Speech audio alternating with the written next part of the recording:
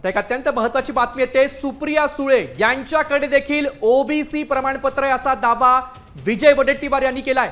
काँग्रेसचे नेते विजय वडेट्टीवार यांनी हा दावा केलाय। अनेक मराठा नेत्यांनी ओबीसी प्रमाणपत्र घेतलेत आणि यामध्ये सुप्रिया सुळे यांचा देखील समावेश आहे असं विजय वडेट्टीवार यांनी म्हटलंय। दरम्यान या संदर्भात अधिक चर्चा करण्यासाठी आपल्यासोबत जोडल्या गेल्यात सुप्रिया सुळे।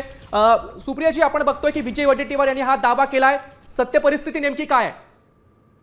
माझ्याकडे फक्त माझं ग्रॅज्युएशनचं सर्टिफिकेट आहे, बर्थ सर्टिफिकेट आहे, मॅरेज सर्टिफिकेट आहे आणि बारामती लोकसभेचं निवडून आलेलं सर्टिफिकेट आहे। एवढी 4 सर्टिफिकेट्स माझ्याकडे आहेत। म्हणजे ओबीसी सर्टिफिकेट तुमच्याकडे नाही असं तुमचं म्हणणं आहे? हे त्यांना काँग्रेस पक्षाला कोणी सांगितलं आहे याचं उत्तर काँग्रेस पक्षाने द्यावं आणि काँग्रेस पक्षाने ते सर्टिफिकेट दाखवावं। विजय वडेट्टीवार यांचा दावा पूर्णपणे खोटा आहे असं तुमचं म्हणणं आहे? माझ्याकडे सर्टिफिकेट नाही। काँग्रेस पक्ष काय विचार करते याचं उत्तर काँग्रेस पक्षाने दिलं पाहिजे।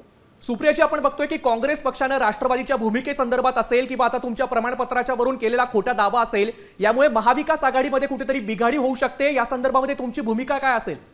याचं उत्तर तुम्हाला महाराष्ट्र काँग्रेसला विचारावं लागेल। दिल्लीची काँग्रेस आणि आम्ही अतिशय अलाइन्ड आहोत। महाराष्ट्र काँग्रेस का आम्हाला टार्गेट करते याचं उत्तर माझ्याकडे नाही। मात्र या संदर्भामध्ये तुम्ही दिल्लीकडे काही तक्रार करणार आहात का? काँग्रेस आणि तक्रार महाराष्ट्र करणार काँग्रेस नाही। याच्यामध्ये समन्वय नाही असं देखील तुम्ही मागे म्हटलं होतं।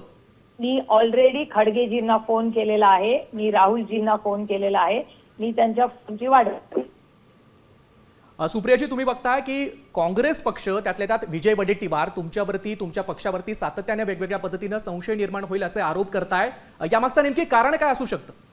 हे तुम्हाला त्यांना विचारायला लागेल। माझ्याकडून काय झालंय का कधी असं? अच्छा, म्हणजे याचं उत्तर फक्त काँग्रेस पक्ष देऊ शकते, मी नाही देऊ शकत। मात्र या संदर्भामध्ये तुम्ही समन्वय नसल्याचं मागे म्हटलं होतं। नाना पटोले यांनी देखील त्याच्यावरती भूमिका व्यक्त केली होती। तुम्ही दिल्लीमध्ये नेमकी काय गाऱ्हाणं मांडणार आहात? नाही, मी फॅक्च्युअल गोष्टी सांगणार आहे काँग्रेस पक्षाला। मला खडगेजींशी बोलावं लागेल, मला राहुलजींशी बोलायला लागेल, मला वेणुगोपालजींशी बोलावं लागेल।